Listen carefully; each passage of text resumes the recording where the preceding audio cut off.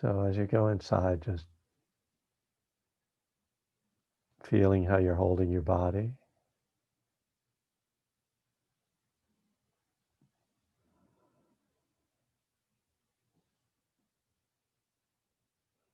Just feeling the energy in the body in terms of being alert or being drowsy, but also in terms of sort of energetic mood.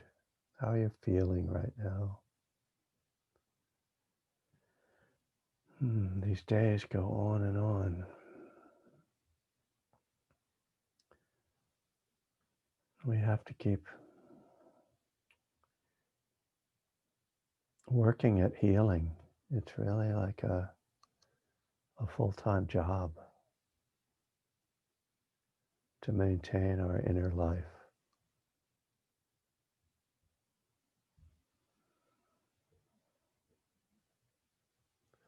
Letting the body soften.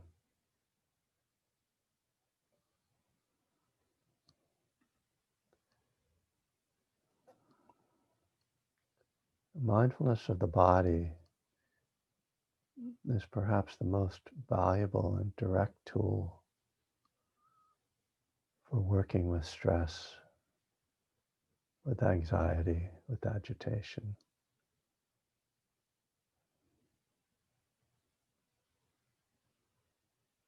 When we feel the body, we tune into the arising of difficult feelings.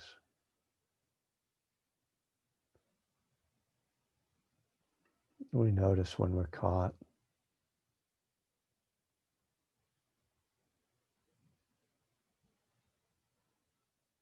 And we learn how to use the breath to release.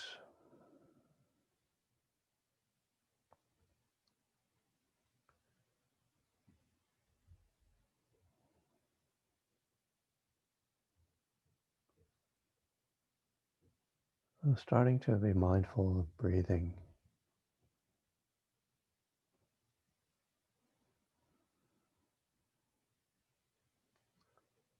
We worked a lot with breath in Qigong on the retreat. And what we start to see is the energetic flow between in-breath and out-breath. The uplift, expansion, opening of the in-breath. The release, the calming and the settling of the out-breath.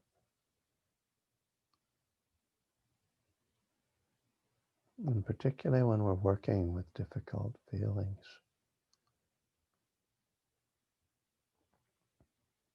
we start to use the breath very intentionally in this way.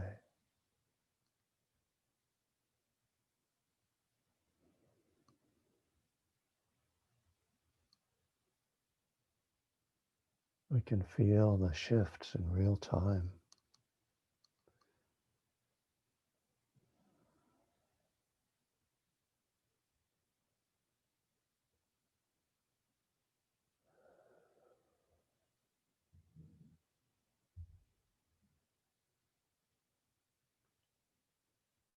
Even being able to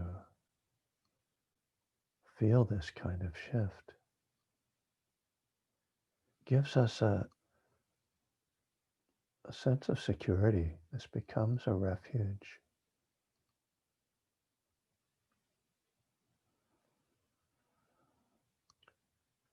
When we've had a life that's had a lot of difficult emotional experiences, to discover a way to modulate our feelings, to hold them,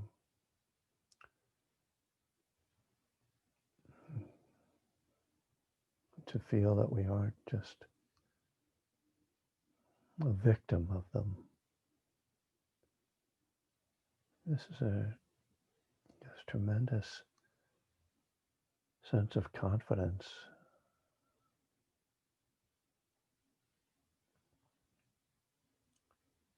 sense of safety. And it's not that we think we can control our feelings.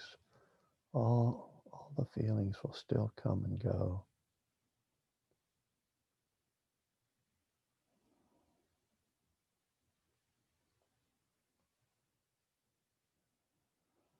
But they're no longer sort of running wild.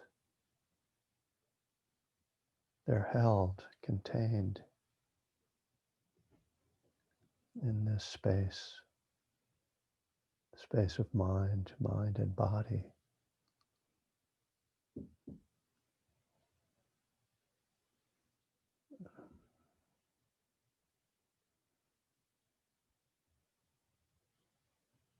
And we can feel how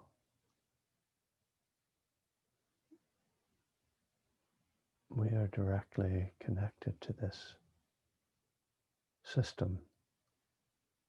We're participating in it.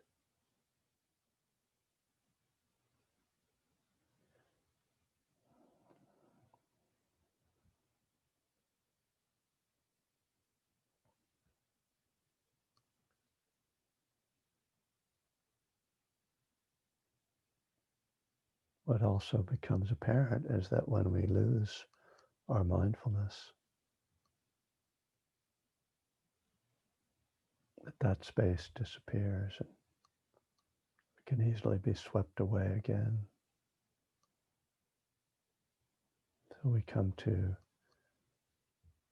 treasure and protect that mindfulness.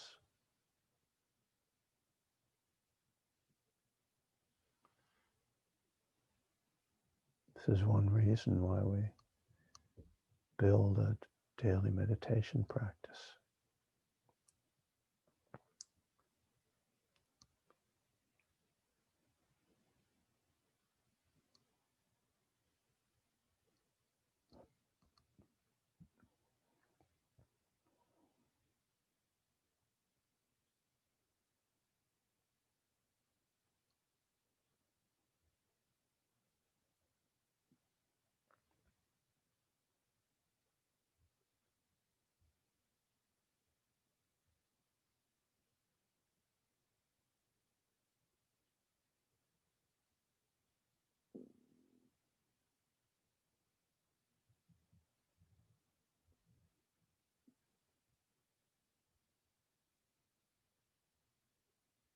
So when we're in formal meditation like this,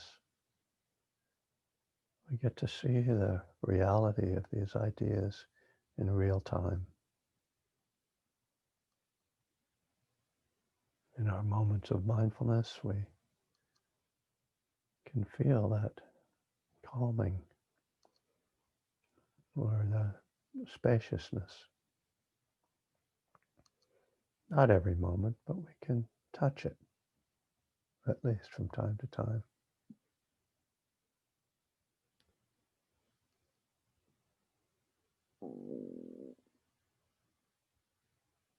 And then when we realize we've been lost in thought,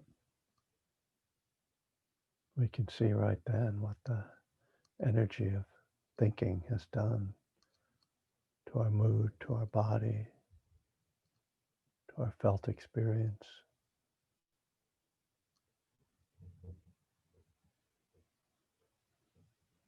It's this simple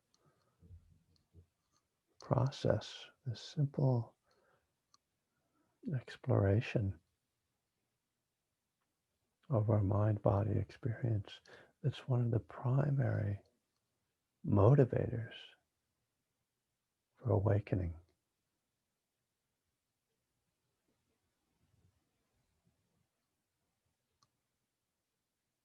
Because we see for ourselves in those moments of mindfulness the freedom that comes with awakening. And we see for ourselves in those moments of coming out of our delusion, out of our thoughts and mental excursions, we see the suffering, perhaps subtle, but nonetheless dukkha, not pleasant.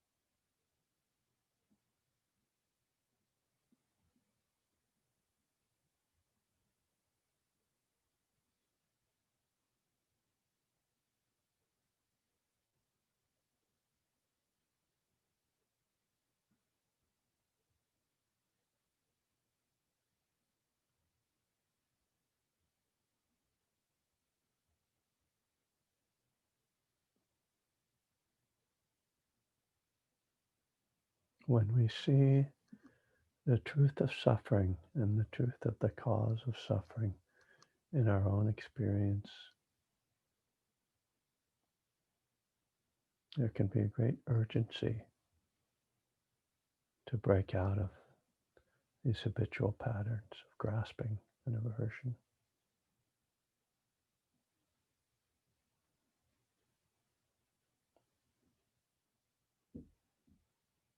We might want to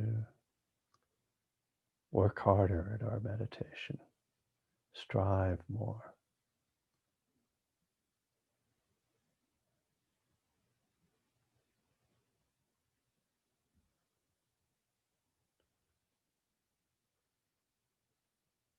try to become a Buddha right now.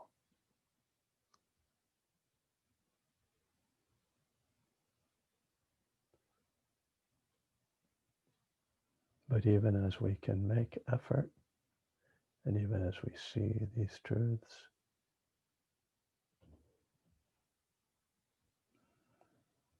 we can't rush the process.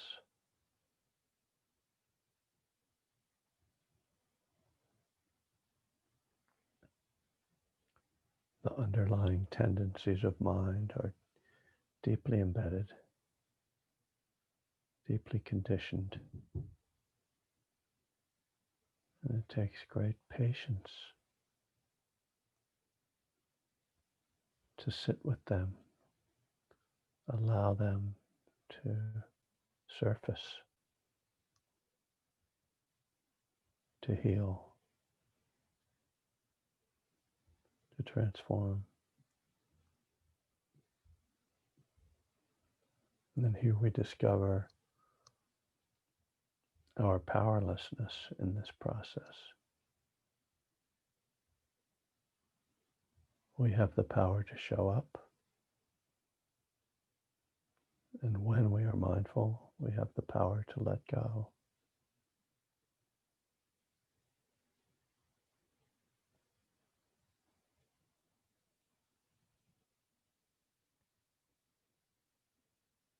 But we have to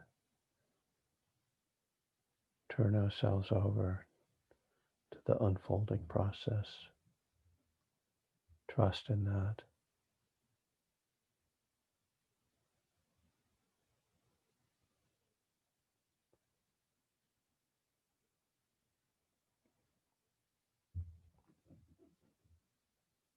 There can be a sense of frustration at times.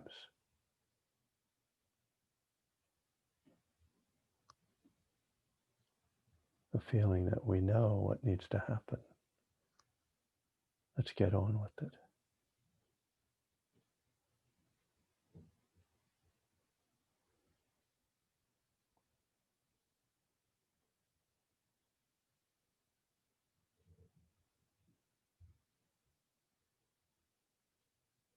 But it turns out that the letting go that has to happen includes the letting go of controlling the process. The great paradox and irony of this practice.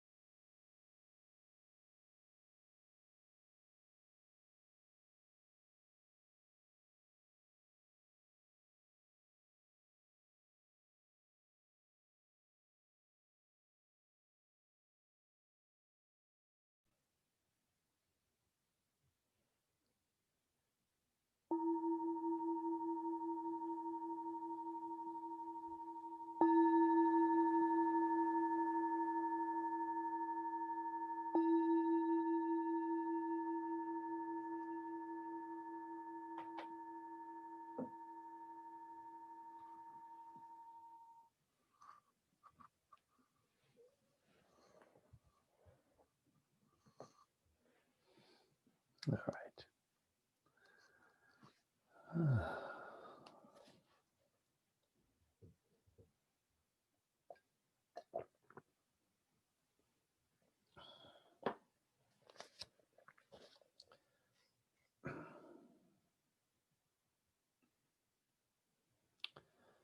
Well, I'm going to pick up where I think I left off with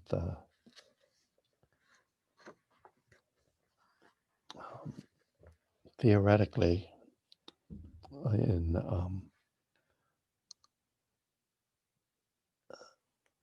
one breath at a time, but I'm actually going into my book Recovering Joy for this. Just there's that with the bicycle. There's also a bicycle on the cover of my CD, my music CD, Laughing Buddha. I'm not a big bicycle person. Next time we'll put golf clubs on the cover of my book. So this is where we are to catch people up. We started going through one breath at a time back in March, and kind of going through the steps, and we got to step 4, and we've sort of gotten stalled in step 4. Step 4 is giving me so many different sort of avenues to explore, and where I've been for some time now is in the idea of inventory, but now I've moved into the idea of positive inventory, and so the idea of positive inventory, just like I guess negative inventory, if you call it that, the searching and fearless moral inventory, is to just be honest about where we are around different issues, and that my thinking is that the searching and fearless moral inventory, as vital, as important as it is, it also only gives one picture of who we are, and of of who we are, and it's a negative picture, right? So I've always felt that can become a sort of another weight that we're carrying in our recovery, that we're kind of carrying around this baggage of inventory, sort of. Which again, yeah, it's really important to see it. Like, it's really important to deal with it. It's not that I think we should just ignore that and just look at the positive. Um, that would be really counter to the spirit of honesty of the steps. But as I say, it's also not a full picture, and it can additionally, particularly for those who have tendencies toward depression or negative self image or self-esteem, or thoughts about yourself, that can become something that strengthens the negativity in the mind.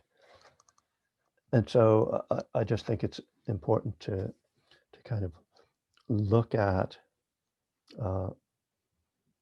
other positive aspects. And one of the things we do in this, and particularly this book, Recovering Joy, was not about inventory around joy, but it was about cultivating joy.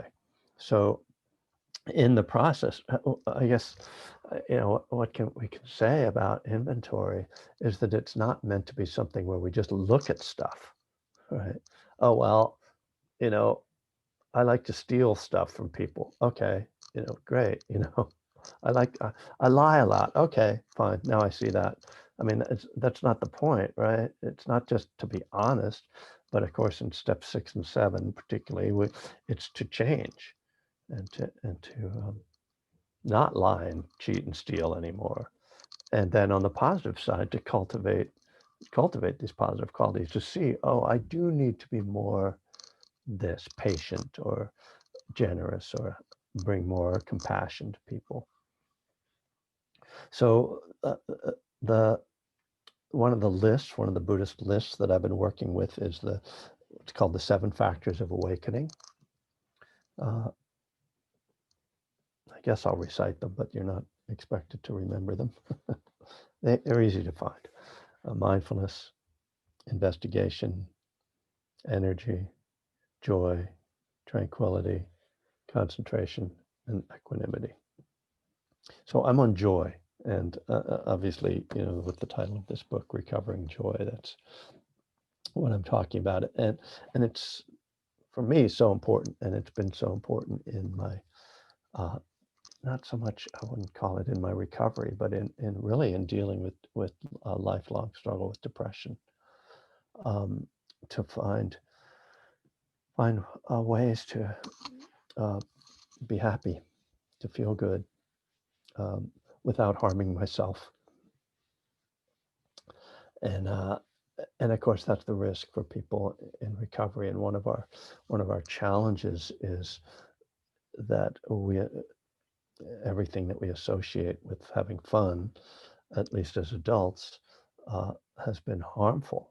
Maybe not everything, but a lot of it, enough of it. And so there can almost be a fear, I think, of like, oh, I shouldn't start having too much fun because I might get excited and decide that I need to have a drink while I'm having this fun, or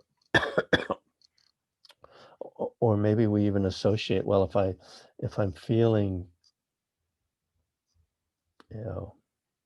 dull or something, drab, then that's what recovery is.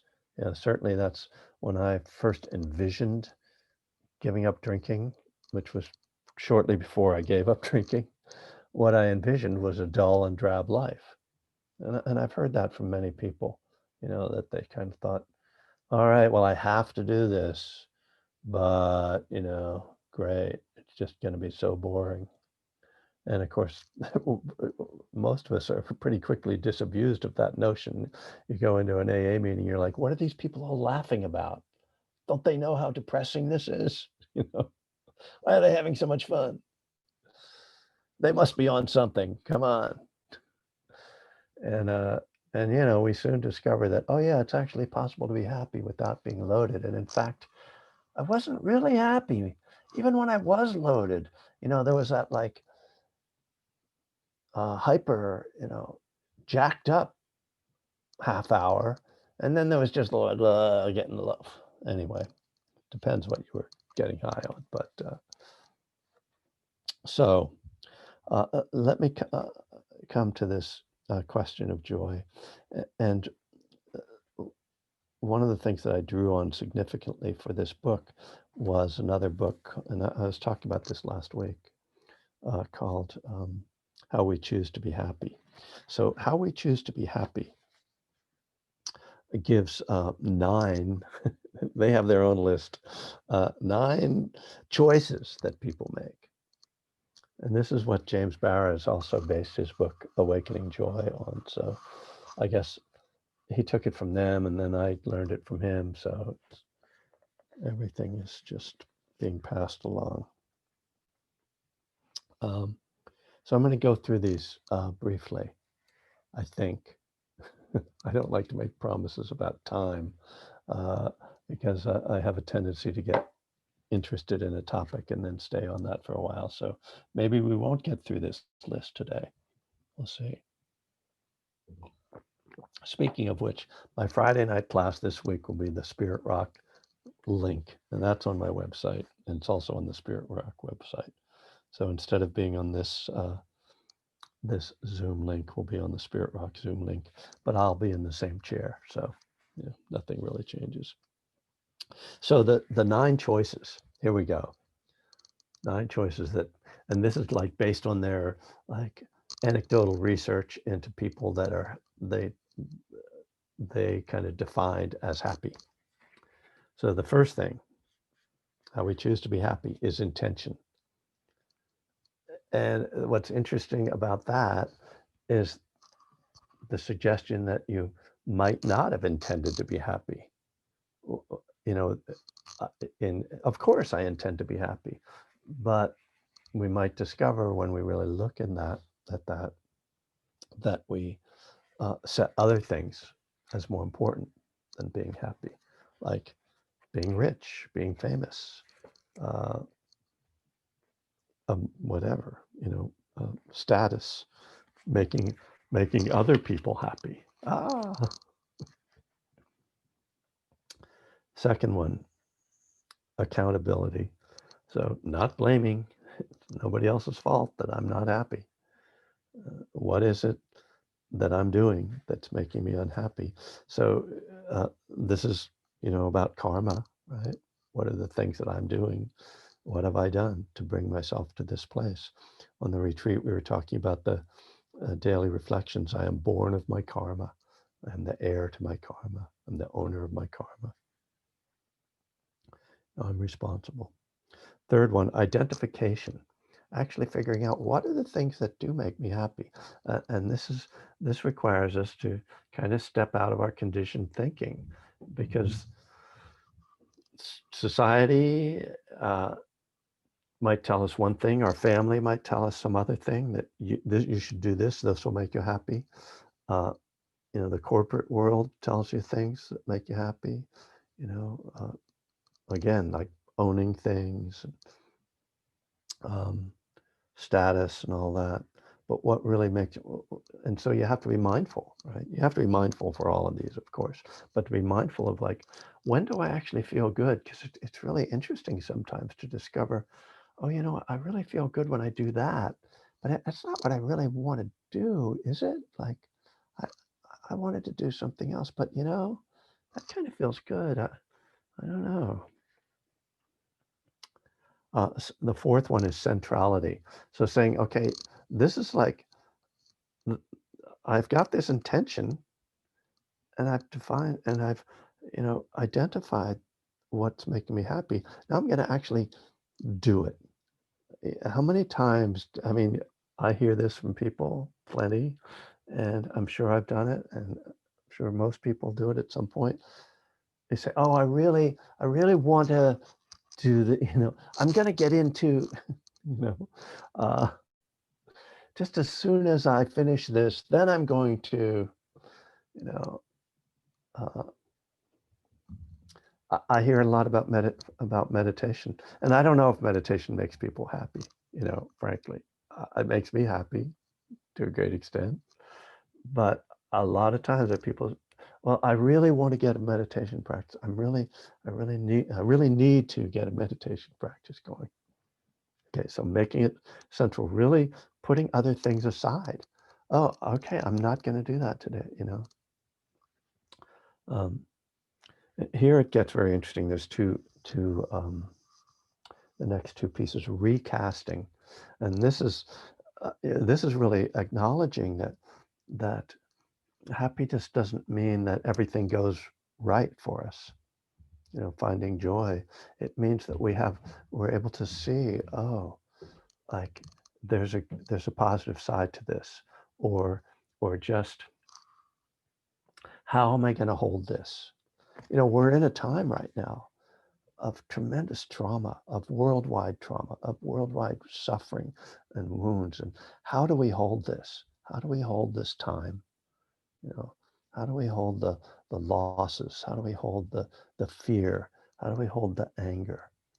All of that. And I think there's a lot of need for recasting right now. And we talked about this just with our retreat. Oh, well, you know what? It really sucks that we couldn't be at Vajrapani, which is the Buddhist center where I've been holding this fall retreat since 2004. But there's all these advantages. Oh, you didn't have to travel. Oh, you didn't have to share a room with somebody who was snoring. Oh, you could eat the food that you chose to eat. And so it's like, okay, that's kind of recasting. Really important part because, and we have that language in the big book of Alcoholics Anonymous that says we will not regret the past, but we should shut the door on it. We will come to see how our experience can benefit others. So that to me, that last line is the recasting. It's like, yeah, that was bad. Oh, what was good about my addiction? Well, maybe there was nothing good about it specifically, but I can take it and do something else with it. I can instead of just thinking of it as a totally negative experience, I can see it as something that's, um, got benefit.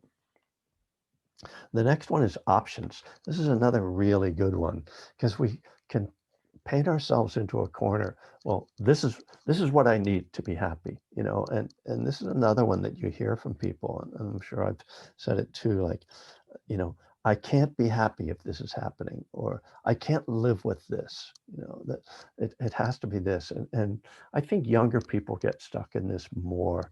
You see kids who are like, if I don't get into this particular college, it'll be terrible. I'll be a failure. It's nothing, I'll be so unhappy. So having options and thinking, okay, I can, I can, uh, I can do other things. I guess, you know, as we get older, this one becomes really important because if you're like somebody who like, I really need to run 10 miles every day, there may come a time when you can't run 10 miles a day. There may come a time when you can't run. Thank you. I can run, but then afterwards my back will go into spasm so badly that I won't be able to walk for a week. So, options saying, well, what can I do? And I guess we're again in this pandemic, another time when we're kind of, we're cut off from so many of the activities that we normally have. And and the things, oh, like I go to Hawaii every winter, and, uh, I don't know what am I going to do if I can't go to Hawaii. I don't know what you're going to do. Watch Hawaii 5-0, I guess. But that's probably not the answer. But yeah, staying open, this kind of openness. It's pretty good. I'm getting through this whole thing. I'm impressed. I hope you are too. Appreciation. Oh, this is such a good one, right? Appreciation. We know, like studies. Uh, for those who don't know me, I hate studies. I don't hate the studies themselves. I just find that the need to have some psychologists do research that proves that gratitude makes you happy. It's just stupid to me.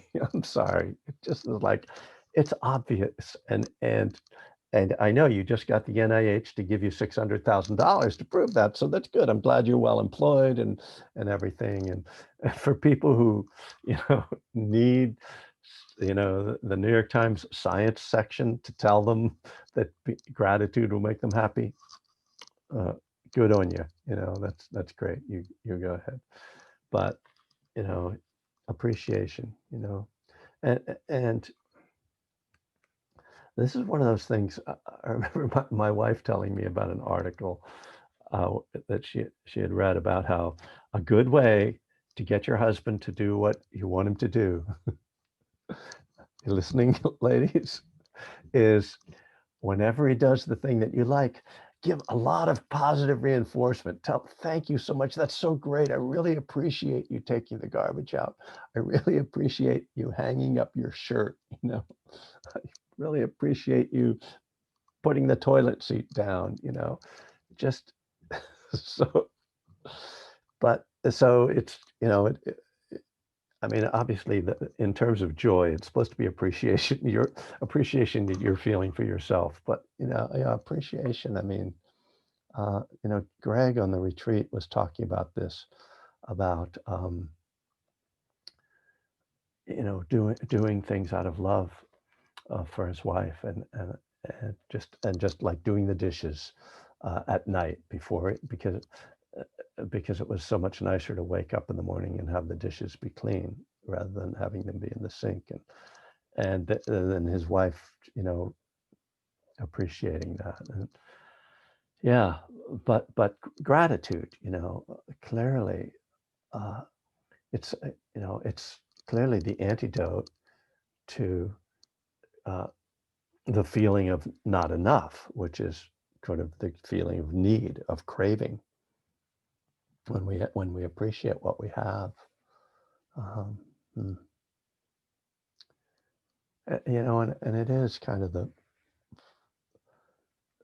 in this world of greed, in this world of acquisition and accumulation, the sense of more, more, more, bigger, faster, you know, uh,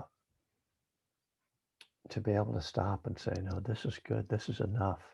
There's a beautiful T-shirt that they sell at Vajrapani, and it says like a stick figure meditating, and it just says, "Good enough, dear." And I love that T-shirt. It's good enough. And there's the famous, I don't know if it was a book, but there was a psychologist who did uh, some writing on the idea of being a good enough parent. You know, not that you don't have to be the perfect parent. And of course, we live in a culture right now where parenting has become this, competitive uh, sport. The Olympic sport of parenting. And if you don't get a gold medal, like you're just a washout. So appreciating yourself for what you do, appreciating your life. There's a lot we can do around appreciation. So the next one, not surprisingly, is giving and generosity. We can see there's direct parallels here to Buddhist and recovery concepts, but generosity is, you know, one of the 10 perfections. Uh, did I get into that?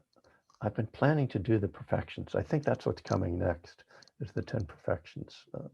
I'm sure I've referred to them a little bit, but we need to do the 10 perfections. Um, so generosity and giving and all the ways we give. Yes, D.W. Winnicott. Thank you, Anne. Excellent. It's good to have a team. Um, what generosity means. I mean, again, we live in a very materialistic culture where generosity, when people think of generosity, they think money. And that is a form of generosity, but maybe not the most important one. I think generosity of attention and generosity of time are the most valuable ones. Um, Caring for others. Uh, the step 12 in the 12 steps is when it says we carried the message. This is an act of generosity. And it's, for many of us, the moment when the steps really attain their sort of highest manifestation, their most positive manifestation, when you realize that you can help other people, and when you start to sponsor people and start to be part of this community and serving the community. There's such a feeling of joy, that comes with that giving. And it has nothing to do with money. And the ninth choice that people make who wish to be happy is truthfulness. Another one of the paramitas. So we're definitely going to go to the paramitas soon. Um, yeah, it's interesting that comes at the end in their list. This is, a very like pop culture book, very pop psychology book, how we choose to be happy. But when you dig into those choices, it's a really good roadmap. Truthfulness is at the beginning of the 12 steps. It's at the foundation of the 12 steps. And it's, of course, the foundation of inventory as well. Um, but it's the piece, and we talked about this a bit on the retreat too. It's a piece that uh, is so valued in the recovery world. It's so much seen as the essence that you can't lie because you've been lying to yourself, and probably you've been lying to other people for a long, long time, and that lie has crippled you. That lie has allowed you to live, maybe not just allowed, but forced you to live in a way that's been so destructive, and and the feeling that you needed to lie uh, was just part of what made your disease so pernicious. And and so there's this appreciation of honesty, the things you hear in meetings. I mean, when you first go to, I don't know how many of you are actually in 12-step programs, but particularly in the substance abuse ones, when you first go to AA and NA, you hear stuff that you're like, what? That person said that? Oh my God, can't believe they said that in front of all these people. And hopefully, soon enough, you start to be one of those people who speaks like that and isn't afraid to pull the covers on your shit, you know. And and what do you discover? You discover freedom and joy. It comes from it's so uplifting and freeing to unburden ourselves. And a lot of it's about the shame and the guilt. And but the public admission and the sharing of it is the thing that depersonalizes it. It stops being like, oh, I'm not unique. I'm just another one of you. I'm just another human being. And in my mind, this is something that the whole world could use, honesty, truthfulness.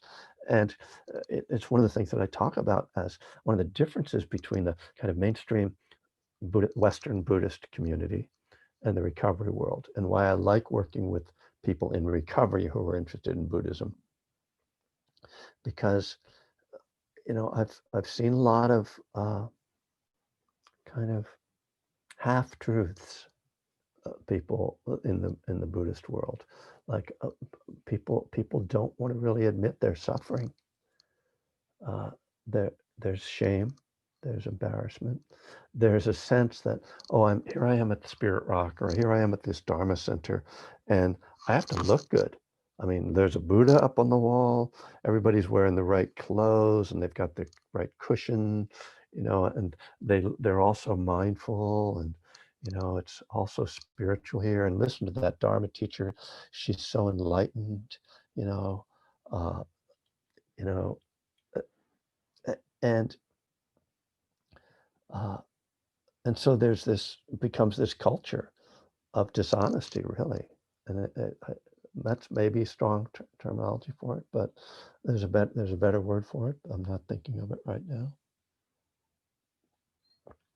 Somebody will probably throw something into the chat and give it to me, but uh, oh, there's a question. Well, oh, generosity. Okay, thank you, Angela, for telling Ron what that was.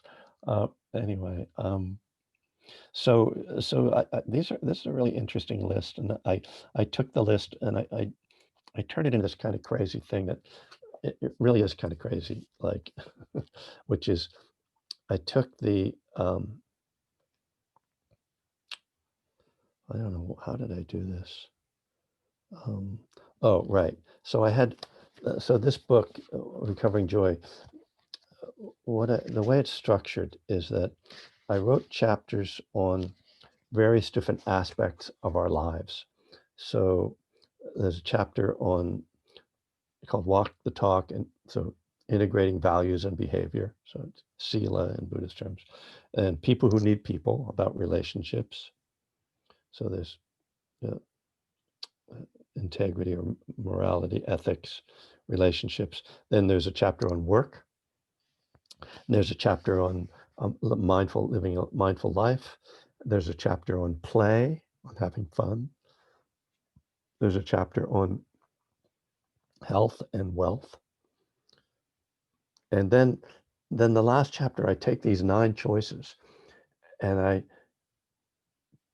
set up exercises, create exercises between the choices and the different elements of our lives. So integrity or intention around integrity, around relationships, around work, then like accountability around, relationships, around work, about mindful life.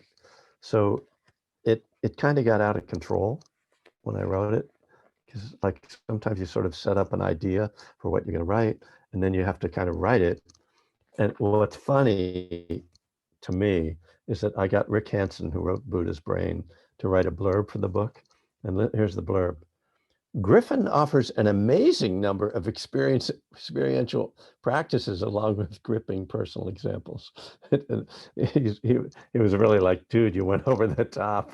I mean, you have to know how to read blurbs, right? There's a subtext in blurbs. Like, it's true. He's like, the blurbs are always positive, but sometimes you can see that, oh, he's actually saying like, you kind of overdid it there with the exercise. An amazing number of experiential practices. But I think it's worth looking at. I think those are worth looking at, not trying to do them all, but kind of go through them and go, oh yeah, this one kind of applies to me. I need to think about that, which is kind of how I wrote my workbook as well. Not like, oh, here, go through the steps in this way, but rather, here's some different pieces. Look at them. Which ones apply to you? I mean, that's my philosophy of teaching anyway. I don't want to tell you what your program or what your practice, your spiritual life should be, exactly what you should do. I don't know you. I'll tell you what the Buddha taught as far as I understand it. I'll talk about my experience and what I've seen. And yeah, and I've been around for a while and probably can pass on some stuff, but how it all manifests, it's really up to each of us individually, which is hard. you know that's accountability. I think that falls under accountability. You have to be accountable for your own practice and your own program. you know well, I didn't leave any time for questions or anything. um, I mean, if there's anything that's really bubbling up for someone that they'd like to say, uh, Zoom isn't going to turn us off. We're not going to get kicked out of the space. So I'm okay if someone has something they want to chime in on. I know it's more like, no, we're not going to end now, are we? No, I don't know why I think people are thinking that. Anyway, it's just another Tuesday in COVID land. And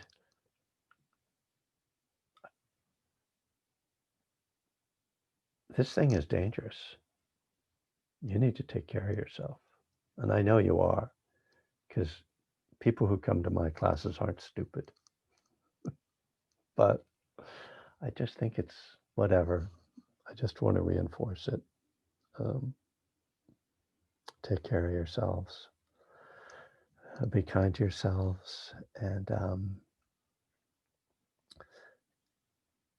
look out for Zoom passwords and things in the meantime. Very nice to practice with people and to see you.